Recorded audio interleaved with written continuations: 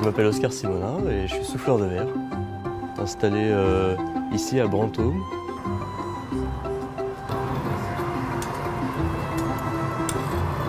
J'ai 21 ans. Voilà. Mon père est souffleur de verre et depuis que je suis tout petit, je m'assois dans l'atelier, je regarde faire pendant des heures. Un jour, j'ai voulu essayer, j'avais 6 ans. J'ai mis la main au mauvais endroit sur la canne et je me suis brûlé toute la main.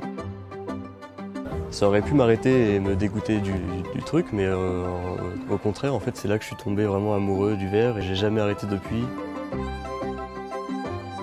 Impossible que je fasse autre chose que souffleur de verre. De souffler derrière. Vas-y, vas-y. Stop. Là, dans ce four-là, il y a 200 kg de verre transparent. Ça a la consistance du miel un peu. Donc là, je vais plonger dans le verre transparent et je vais l'enrouler autour. Oh, ça a pété dedans. Bah, je pense qu'on recommence. On rate. Il faut vraiment comprendre la matière. Et c'est vraiment un apprentissage très long. Et c'est ça qui passionne en fait.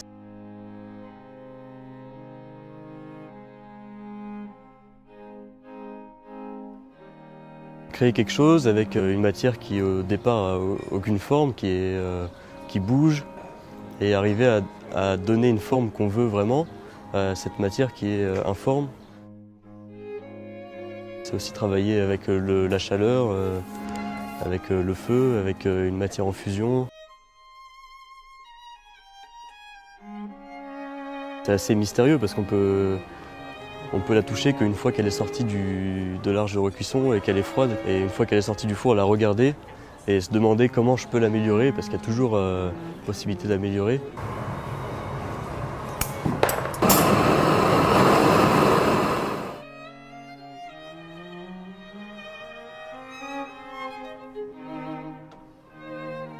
Le soufflage de la pièce, on a dû mettre 1h30, 2 heures.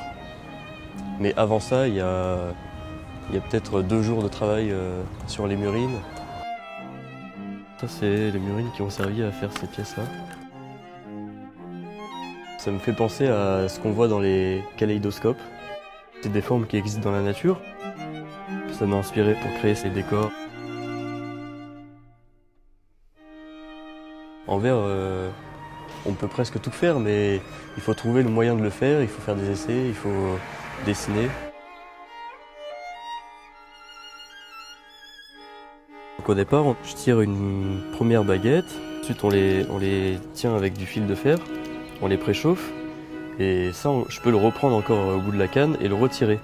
Le blocage, c'est que plus on tire, plus ça dilue les couleurs et moins elles vont être lisibles et nettes.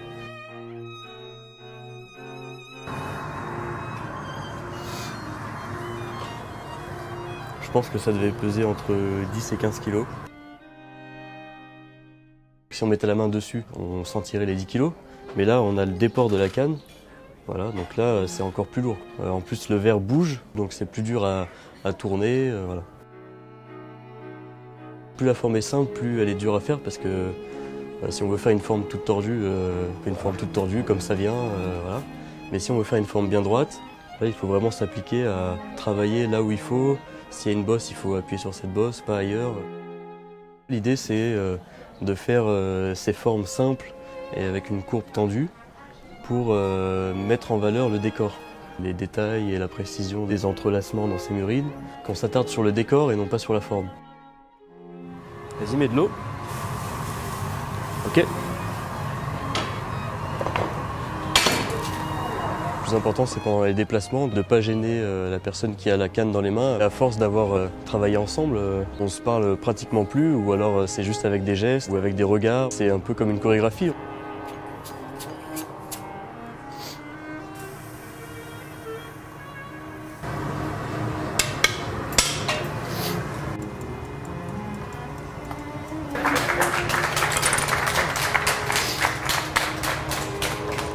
Comment as-tu réagi quand tu as appris que tu étais lauréat du plus jeune création métier d'art?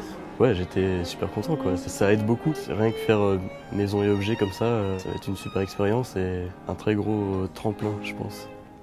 J'espère. Merci beaucoup. Bah merci à toi.